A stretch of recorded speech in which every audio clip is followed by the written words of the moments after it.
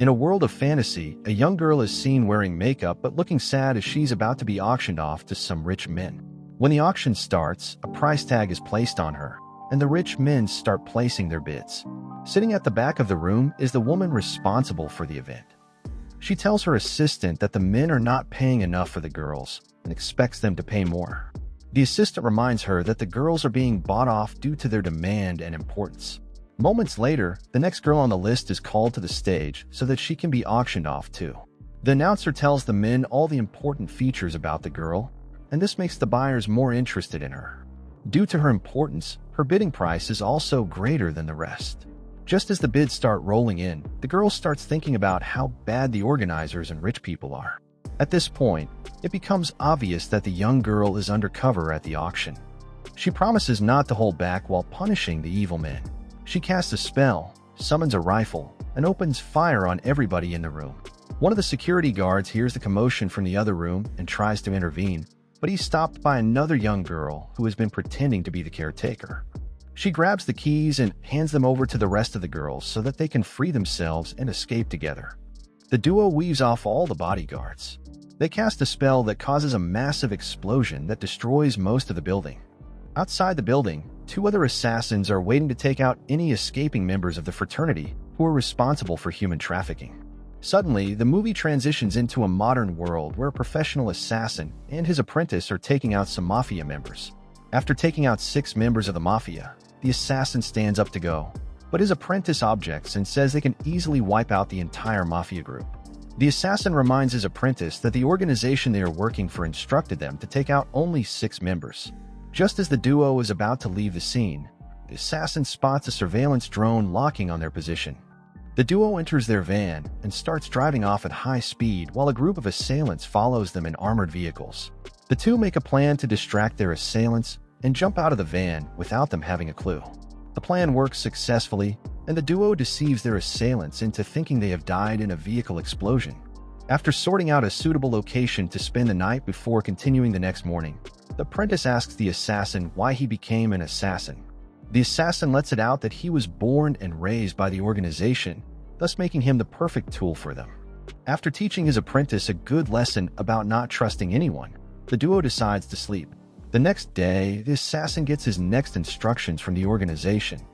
After obtaining their fake passports, the assassin and his apprentice board a plane, heading to Japan to meet up with the organization's chapter located there. While in the air, the plane starts suffering from serious turbulence, and the assassin soon realizes that the organization is trying to eliminate him because he is finally set to retire. He is amazed that the organization is willing to kill lots of innocent people just to get rid of him. He goes to the front of the plane and realizes that nothing can be done to save the plane. Just then, a fighter jet approaches and fires a missile at the plane. While in a state of regret and mixed emotions about his decisions, the assassin is suddenly pulled into a crystallized room where he meets with a goddess. The goddess says she's willing to reincarnate the assassin into a fantasy world, and he gets to keep all his memories from this world. However, there is a catch. The assassin will be tasked to eliminate the hero of the fantasy world. The goddess asks the assassin if he's willing to accept the task, and he says yes. The goddess grants the assassin every bit of knowledge he needs for the fantasy world he is going to be born into. Upon seeing that the hero is a valorous man, the assassin asks why he needs to terminate him. The goddess then explains the details of the task to him. She says 16 years after the assassin is reincarnated, the hero will defeat the demon lord but will soon get overwhelmed with his own power and throw the world into a state of chaos. Due to this, the assassin needs to defeat the hero at age 18. With the knowledge he received, the assassin realizes that the hero is the definition of exceptional when it comes to magic and power in the fantasy world. He lets it out that he's worried about facing such a powerful being with just his standard abilities. The goddess then tells him that she will also grant the assassin 5 skills that he can use in battling the hero. The assassin asks if he can terminate the hero earlier, but the goddess warns him that the hero needs to eliminate the demon lord first because he's the only one capable of defeating the demon lord. The assassin is then free to get rid of the hero once he defeats the demon lord, not anything before that. After asking all the necessary questions, the goddess grants the assassin the opportunity to choose 5 skill cards of his choice, with each coming from different ranks. With a total of 123,851 skills available, the assassin is only allowed to pick 5 from each rank, whereas the hero is born with 30 skills. This means he will have to face off with the hero with just 5 skills while the hero boasts 30 strong skills. Choosing from the S rank, the assassin chooses the skill of Rapid Recovery. From the A rank, the assassin chooses the spell Weaver skill, which grants him the ability to create new spells. From the B rank, he chooses the skill that grants him limitless growth. From the C rank, the assassin chooses Martial Arts, and lastly, from the D rank, the assassin chooses the attribute to bend elements like fire, water, air, earth, light, and dark, making a total of 6 element attributes. However, most people are born with just the ability to bend one element, but he will be able to have his way with the available 6. After making his picks, the goddess says it's time for the assassin to be reborn. He will be born into the noble house of Tuatha Dé, who makes their living as assassins. Soon afterward, the house of Tuatha, consisting of the father Sion and mother Esri, welcomes a new baby boy. Sion decides to name his baby boy Lu. He vows to train Lu in the way of the assassins and also make sure no harm comes to him. He promises Esri that Lu will not die like their first son Ruff. 7 years later, Lu is seen hunting in the woods. He seems very capable and efficient with his skills, but he doesn't know how to use his magic just yet. Lu returns home after successfully killing a rabbit, which he then makes into soup. His parents are amazed by his cooking skills, but little do they know that Lu is always preparing his meals with the right amount of nutrients he needs to grow stronger and better in preparation for his battle against the hero. After eating, Lu goes to meet his father in the training room. His father usually examines his body structure in order to know the stage of training. In addition to carrying out assassinations for the royal families, House Tuatha are also medical experts. Sion teaches Lu both assassination techniques and medical techniques so that he can become the heir to the house in the near future. In addition, Sion will also be giving Lu the Mystic Eyes of Tuatha Dé. The Mystic Eyes consist of a magical surgery that is performed on the eyes to improve his ability and vision to observe mana. It also helps to see greater in low light. Soon afterward, the surgery is carried out on Lu's eyes, and it turns out to be a success because Lu can now see the world from a different view. He can also observe people's mana with his new ability. To add to Lu's excitement, Sion tells him that a magic mentor is coming over to start teaching him how to make use of his magic abilities.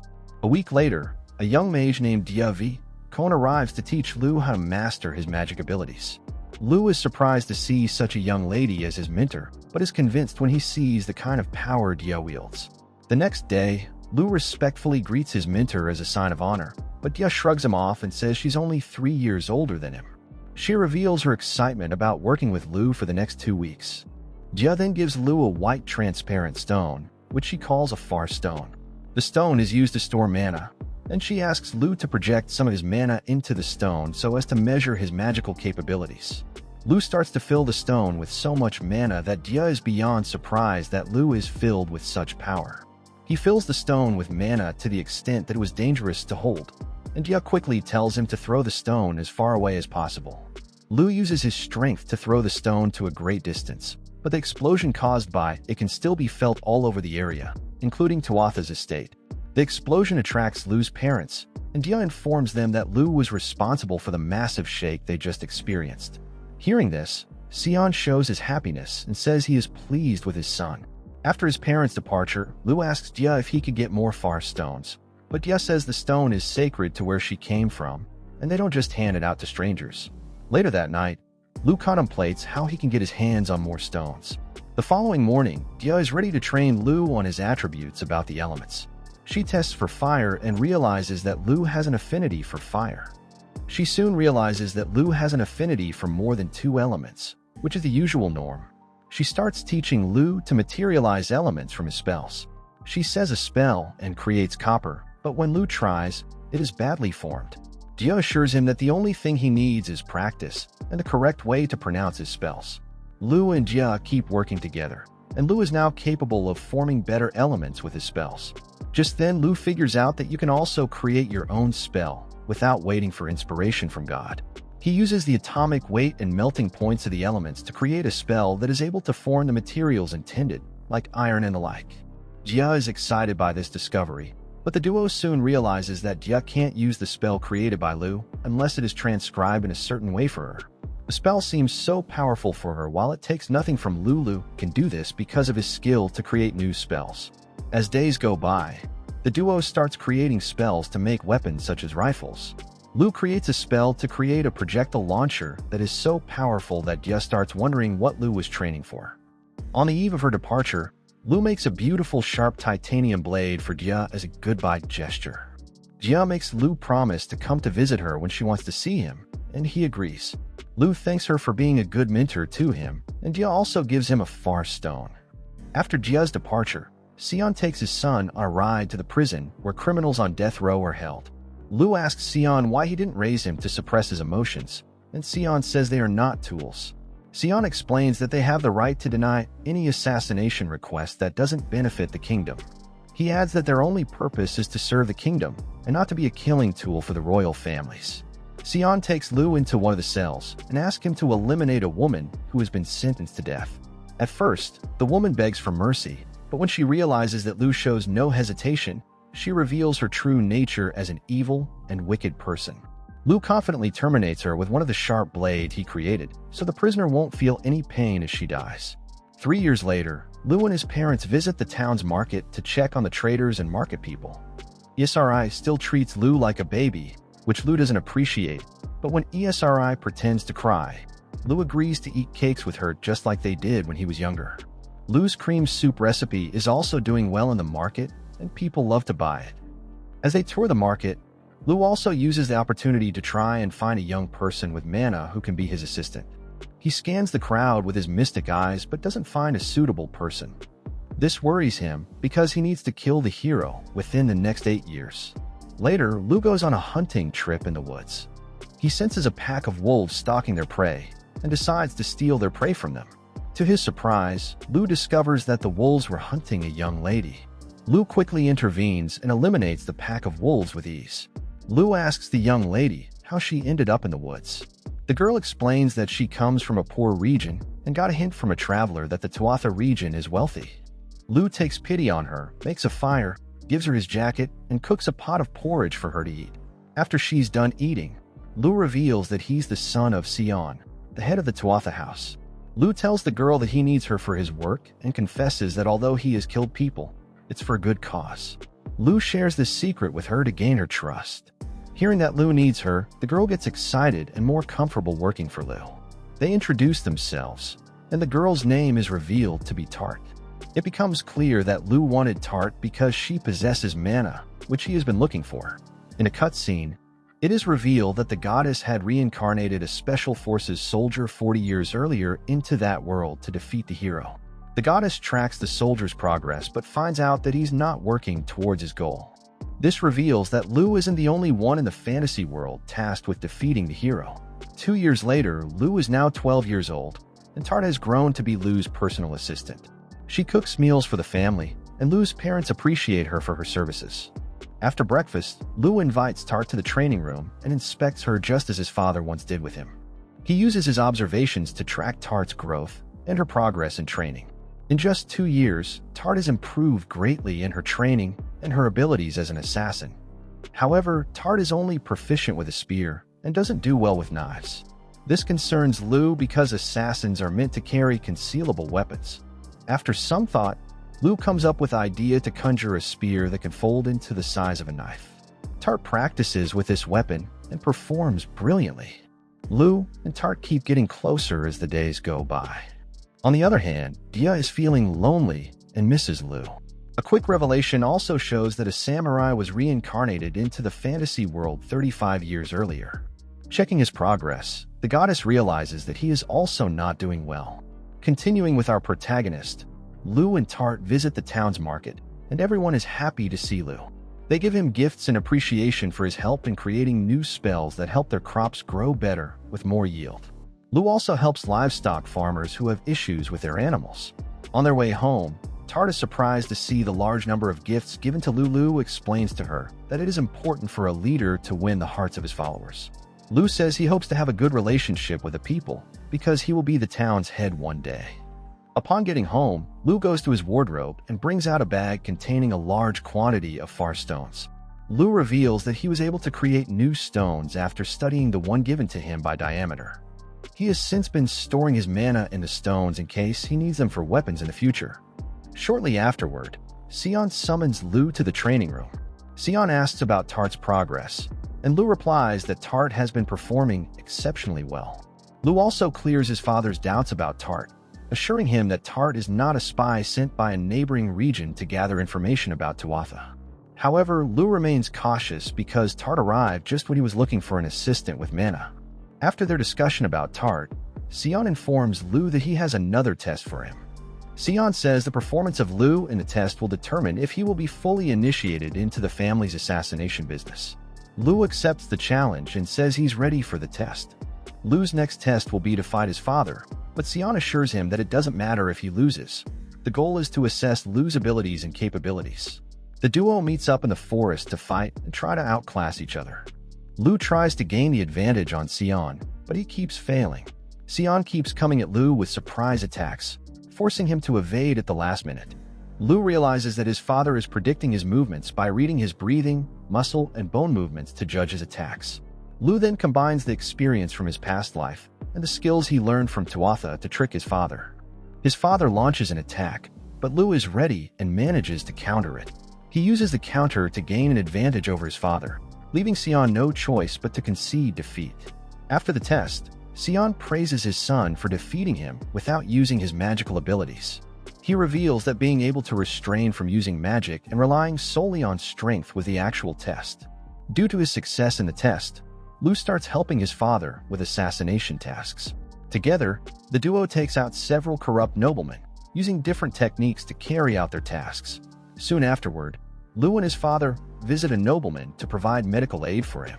On their way back, Lu points out that Sion was only there to assess the nobleman's security details. Sion agrees and says he does this in preparation for an assassination task. Sion reveals that an assassin uses different identities to infiltrate a target's castle. He arranges a fake identity for Lu with the owner of a respectable trading company called Baylor. The identity was created at the same time Lu was born, and Baylor agreed to this because he owed Sion a favor.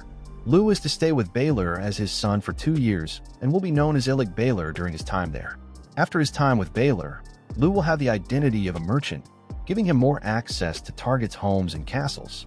Before sending his son away for his final test, Sion calls together the branch families and reveals that Lu will become the next head of the house after him.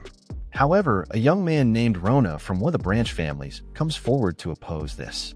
Sion proposes a duel between Rona and Lu defeats him quite easily. Rona concedes defeat and accepts Lu as the next head of the house. Later, Lu pays Rona a visit and promises to make him his subordinate when he becomes head of the house. Rona pledges to train harder to become a knight instead of an assassin before the time comes. Lu gives him a sword as a departing gift. Shortly afterward, Lu leaves for his new adventure to train and assume the identity of a merchant. Tart accompanies him to the merchant town called Melu. Before his incorporation into the Baylor family, Lu dyes his hair black from the usual shining silver to avoid any suspicion about his ties with Tuatha. Now in the merchant town of Melu, a group of orphan girls works as tourist guides. They take tourists around the town and show them where they would like to visit. In return, the tourists pay them some money, which the orphan girls use to sustain themselves. Some of the girls are named Maha, Ifa, Knowing, and Carrie. The girls retire home early because of the rain. As the group discusses how to attract customers and make more money, strange-looking men appear out of nowhere. They attack the girls, and Ma, who possesses mana, activates it to hold off the men, but she isn't strong enough and is easily captured. The rest of the group is also captured and transported to an orphanage. The orphanage's director, Mr. Turin, warns the girls to follow his instructions or face consequences. One of the girls protests, saying they were doing fine on their own, but Turin punches her to keep her quiet and instill fear in the rest. The girls are kept in a room and given potatoes and carrots to eat for a whole week. The group laments that they even got to eat more when they were on their own. As days go by, the men force the girls into hard labor and beat them without care. Soon afterward, a nobleman, Viscount Hermel, arrives to inspect the girls. He makes his pick and pays Turin to bring the girl to his hotel that night. Ifa is called upon to prepare and meet with Hermel. Upon her arrival, Ifa looks dejected and sad. She runs to a corner to cry while Maha stays in the distance to comfort her. This became a regular routine for Ifa, and Taran even used her for his own pleasure whenever he deemed fit. Later on, most of the girls were also added to the routine. One night, Knowing took a sickle and disfigured her face to prevent rich men from buying her and having their way with her. 2 years later, Ma overhears Taran and his assistant having a conversation about her. Taran plans to use Maha for pleasure because she's now 12 years old. Upon hearing this, Ma takes the sickle and attempts to disfigure her face, but a voice stops her. She looks back and sees Lu looking at her. Lu convinces her not to go through with it. Lu, now known as Illig, the son of Lord Baylor, enters the orphanage to purchase one of the girls. He chooses Maha because of her mana. He pays Taran the purchasing fee, but Taran says Lu can only come for Maha after 3 days. Taran plans to make money with Maha during those 3 days and also have his way with her. That night, Taran prepares Maha for a trip to one of the noblemen's castles. On their way, Ma becomes sad and activates her mana, escaping into the woods. However, she is stopped by Torin's assistant, who also possesses mana. He tries to harm Ma, but Lu suddenly appears and throws him off. The assistant launches an attack on Lu, but Lu easily defeats him. Lu then hands Taran and his assistant over to the authorities for punishment. The noblemen involved in illegal human trafficking are also arrested. Lu frees the rest of the girls and takes Ma home. Baylor's son falls seriously ill, and Lu uses his medical expertise to heal him. Baylor thanks Lu for all his help and says he is once again indebted to Lu and House Tuatha. He then tells Lu that he has completed the adoption process. Lu's name has been added to the Baylor family registry, and Ma's name has also been added, making her officially a Baylor. Shortly afterward, Baylor invites Lu to discuss business and shows him the map of an abandoned store. Baylor tasks Lu with rejuvenating the store, but reiterates that he trusts Lu's abilities. Lu accepts the challenge and is ready to take it on. After his conversation with Baylor, Lu informs Maha and Tart about his new task. He tells the duo that he plans to open a cosmetics store that will attract the attention of noblemen. Later that night, it is shown that both Maha and Tart sleep on the same bed with Lu to prevent loneliness. The following day, Lu invites Baylor and his wife to a private meeting.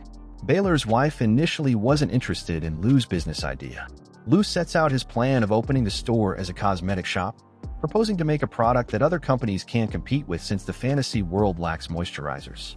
Lu suggests making moisturizers, presenting a sample for Baylor's wife to test, and she immediately falls in love with it. Baylor also tests it and is satisfied. Baylor's wife praises Lu for the wonderful product, acknowledging that it will sell massively due to its ability to preserve the skin's moisture. Baylor wants to start mass production immediately, but Lu explains that the ingredients needed to mix the oil and water can only be found in Tuatha. Baylor tasks Lu with securing the ingredients for smooth production. Lu travels to Tuatha to secure the ingredient from soybean, although he doesn't reveal the details to Baylor. Soon afterward, a cosmetic store named Orna starts flourishing. People from all over the region and neighboring areas visit to get the moisturizer. Ma hires her orphan sisters as workers in the store to help them leave the streets. Tart informs Lu that spies from other companies are trying to gather information about the store but haven't been successful. That night, a spy sneaks into Lu's bedroom to kidnap him in an attempt to get the moisturizer formula, but the spy is stopped by Tart and Maha.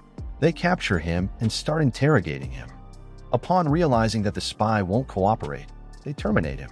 A cutscene shows the goddess sending another soul into the fantasy world 30 years prior, but checks reveal he's not making noteworthy progress. Back in the normal timeline, Lu prepares himself for an unknown journey. Upon arriving at his destination, it is revealed that he visits Dia once a month. Lu uses his mana to transport himself to Dia's region. Dia is happy to see him and shows him the spell she figured out while he was away. They enjoy their time together, and Dia becomes sad again when Lu has to leave. The following morning, Lu wakes up to find he has hit puberty. He feels shy in front of Tart and Maha, but they assure him that they are always there to help him. Lu reflects on this unexpected stage in his life. On their way to get groceries, two of Ma's sisters are attacked by bandits, but Ma arrives just in time to save them. She warns the bandits never to come near her family again, demonstrating her progress in training. Later, Tart hands Lu a pouch containing buttons from the bad men she has killed. Lu tasks Tart with eliminating bandits, while Maha is responsible for gathering information and handling money. Soon, Lu prepares to leave Melu as his 2 years of training as a merchant are complete. He hands over the moisturizer company to Maha. Maha then shows Lu a map of an abandoned store in a neighboring town, suggesting it could help them expand into other regions. However, Lu realizes that Maha also has a personal motive, as she wants to confront the man who murdered her parents and took over their family business. Lu advises Maha not to let emotions cloud her judgment, and she agrees. Maha assures Lu she can manage the company and take down her enemy. Just then, Ma's sisters give Lu a farewell present and thank him for his help. They ask him to visit when he has time, and Lu agrees. Lu removes the dye from his hair to reveal his shining silver hair before getting into his chariot.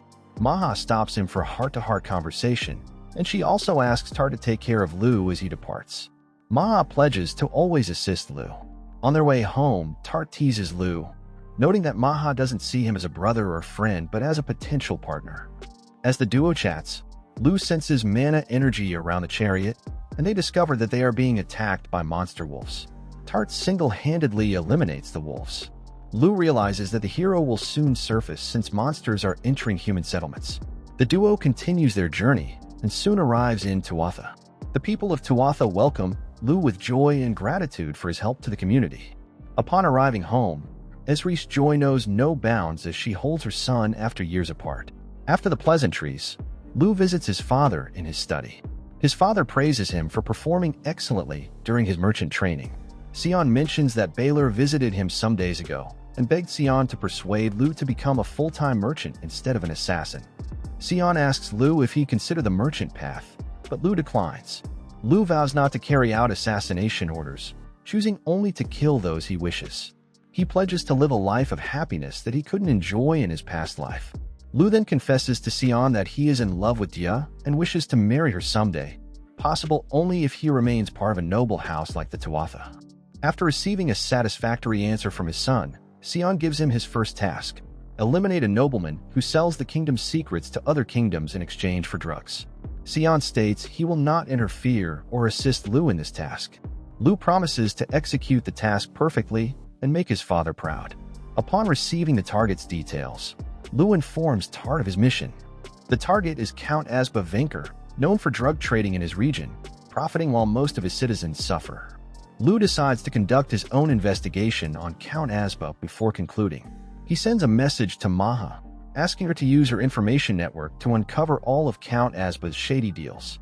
The following morning, ESRI visits Lu's room, informed by Tart about Lu's puberty experience in Melu. ESRI tries to inspect Lu, but he refuses. Later, ESRI proposes arranging a marriage for Lu, but he says it's a bad idea. ESRI suggests Lu gets close to Tart, but Lu disagrees. ESRI is eager to see grandchildren, but Lu isn't ready for fatherhood yet. Next, Lu and Tart disguise themselves and penetrate the Count's town. Lu plans to assess the town's condition himself. A cutscene shows the goddess reincarnating another soul into the fantasy world 25 years earlier, but the individual is not progressing well and lacks the potential to defeat the hero. Returning to the main timeline, Lu and Tart find a young girl with a basket full of drugs. Lu smashes the basket, and bandits tasked with safeguarding the drugs attack Lu, but he and Tart defeat them easily. The duo then asks the girl where she was taking the drugs. The girl reveals her mother needs them. Lu and Tart follow her to check on the mother, finding her in bad shape due to addiction. Lu heals her physically from the drug's effects, advising the girl that her mother's psychological recovery is now in her hands. Returning home, Lu discovers Maha has sent all her findings. Lu reviews them and is convinced of the Count's guilt, resolving that the Count must die. Disguised as Illig and accompanied by Ma, Lu travels to the Count's town. On their way, Ma encourages Lu to grow closer to Tart, expressing her own love for Lu. However, Ma delays pursuing her affection to focus on the cosmetics company's growth first, intending to use her success to win Lu over. The duo arrives at their destination, welcomed by Asba's wife. Luke gives her a new moisturizer, which she immediately loves, planning to promote it among her noble friends. Just then, Asba enters the room and welcomes Lu, announcing a party in Lu's honor. At the party, all attendees are intrigued by the new moisturizer.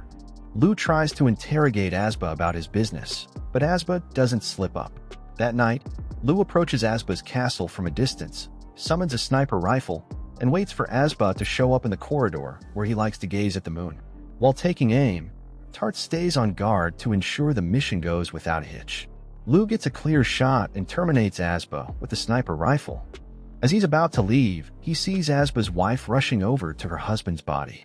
Lu feels a pang of regret but reminds himself that this is who he is now. He vows once again not to be a tool of assassination, committing only to kill those who truly deserve it.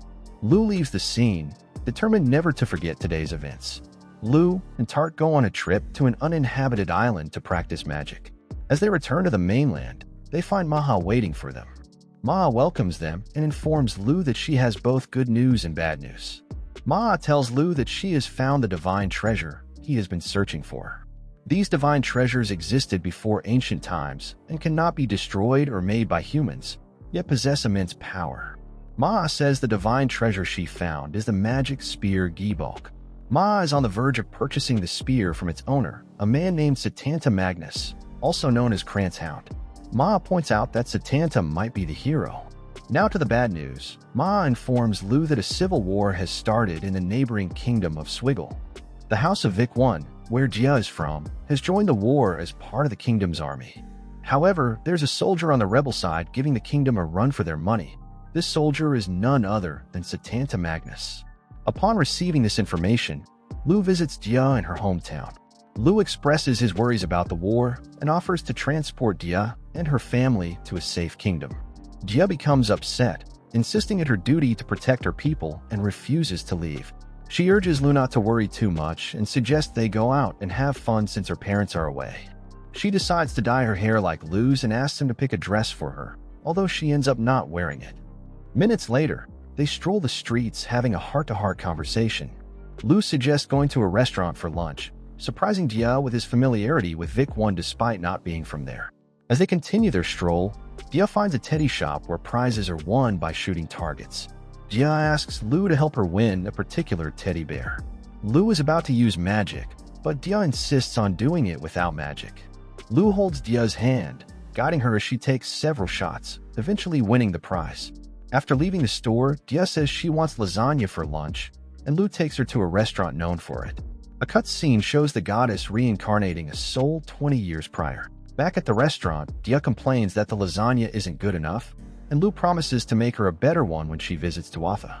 After leaving the restaurant, they help a lost child by using magic to locate his mother and reunite them. Jia praises Lu for his kind heart. Jia then suggests visiting the town's pool, which she has reserved for them. Lu is shy about entering the water, but Jia encourages him. They have fun together, and Jia talks about her courageous father, expressing her desire to serve the interests of Vic I. As the day comes to an end, they bid each other farewell. As Lu departs, Jia orders the seemingly normal-looking citizens around her to feel free to drop their disguises, revealing them as soldiers. With tears in her eyes, Jia whispers goodbye to Lu Tart, and Lu arrive home to find a wounded man on the floor. They rush over, but Sion informs them that he's tending to the wounds. Sion tells Lu that the man brought an assassination task meant for Lulu, is surprised to hear that the target is Jia Vic I. Lu remains calm and listens as his father explains that the Vic I army and Swiggle army lost the war. Count Vic I has surrendered most of his land and wealth, but the rebels still want Jia because she's a powerful magic user and would make a good mother. Count Vic I has hired Tuatha to assassinate Jia, but it's meant to be a facade. If the rebels believe Jia is dead, they will cease the siege on Vic I. Lu realizes that Jia is aware of the situation but chose not to tell him. He asks his father why he accepted the job and bent his rules. Sion admits he owes Count Vic I a debt and would have preferred to carry out the mission himself, but Vic I is far, and his mana would be exhausted before getting there. After considering his options, Lu decides to accept the job for 3 reasons. He owes Jia for teaching him magic, he loves Jia, and he promised to always come her aid. Sion reveals a secret. He only bends his rules for Esri, his wife. He discloses that Count Vic I is Esri's father, which makes Jia Lu's cousin. Sion wishes Lu good luck as he prepares for his journey. Tart offers to assist Lu, so he can conserve his mana and strength. Tart uses a wind spell to move faster, while pulling Lu with her. The spell takes a toll on Tart, but she refuses to give up, remembering how Lu saved her. Motivated, she continues until her mana is exhausted. Lu thanks her for bringing him this far, and Tart begs him to return with Dia, which he agrees to do. After Lu's departure, Tart falls to the ground and cries uncontrollably. A cut scene from 14 years prior shows the goddess monitoring all the souls she reincarnated. All but one fail to reach their potential. Back in the main plot, Lu arrives at Vicon's castle and sees the city under siege by soldiers. Lu summons a rifle and starts taking out the magic users among the soldiers. He changes location and uses the far stones he stored to create explosions that disrupt the soldiers' formation. The Vic 1 army seizes this opportunity to attack their enemies. Lu uses wind spells to communicate with Dia in the castle. After contacting Dia, Lu makes his way undetected into the castle. He encounters Dia and they hug passionately. Dia is surprised and happy to see Lu. Count Vic 1 is also pleased with Lu's arrival. He explains that the city soldiers refused to surrender and instead locked him and Dia inside the castle. Count Vic 1 says it's crucial for Lu and Dia to escape unnoticed by both parties. Lu reveals his plan to Vic 1 and Dia. They will fake Dia's suicide, allowing her to live under the radar. They set the plan in motion by placing the body of a female soldier in Dia's room. Dia shouts from the window, claiming she doesn't want anyone else dying on her behalf. Then the room is set on fire. As Dia stands by the window, Lu senses danger approaching. Out of nowhere, a man wielding the magic spear Gibalg appears. He throws the spear at the castle, unleashing immense energy that destroys everything in its path. Lu, Dia, and Vic 1 manage to take cover without injuries. Lu immediately creates a counterspell to combat the attacker. He conjures a powerful projectile launcher that fires a destructive round. The explosion shakes the entire area, and Dia confidently says no one can survive such a hit. However, Lu realizes the man is still alive and believes he must be the hero. Lu concludes it would be futile to fire another round, as it wouldn't affect him. The hero, Satanta Magnus, requests a duel, promising to withdraw his forces and never touch Vic 1 again if Lu wins. Lu suspects this is the same Satanta he and Maha have been monitoring. In Tuatha, ESRI and Sion receive word that the hero has revealed himself. Back in Vic 1, the hero warns Lu not to run, as it would only anger him further. Lu accepts the challenge, planning to use his talents to assassinate the hero. Lu conjures a powerful projectile and sends it into space, planning to delay the fight until the projectile is ready to launch. Lu introduces himself as Fairy, attempting to stall Satanta. The hero agrees, promising not to harm Vic 1 if Lu wins, even offering to handle anyone who approaches Vic 1. Lu continues to engage Satanta in conversation to buy time, sending Count Vic 1 away when a projectile nears readiness. The goddess watches the fight behind the scenes. As the launch countdown concludes, Lu flips a coin to signal the start of the fight. Satanta goes on the offensive, unaware of the projectile aimed at him. Suddenly, the projectile strikes Satanta, causing a massive explosion. Lu explains that the projectile is a nuclear-like weapon, fired from space, engulfed in fire upon re-entry, and designed to double the target's gravity. Lu reveals his practice on the uninhabited island, perfecting his aim. The blast's effect is so powerful that Lu sustains injuries, but heals due to his rapid recovery skills. Lu feels exhilarated after defeating his opponent. As the dust settles, Dia runs to Lu, thanking him for saving her. He approaches Dia and kisses her. They return to Tuatha together. With everything going smoothly, Lu reflects on the events leading up to the present moment. In the closing scene, it's revealed that Lu hasn't defeated the hero. Satanta isn't the hero after all. The true hero, Lord Epona Rhiannon, appears at the series' end. Dia now conceals her identity, living with Lu under the guise of being his sister.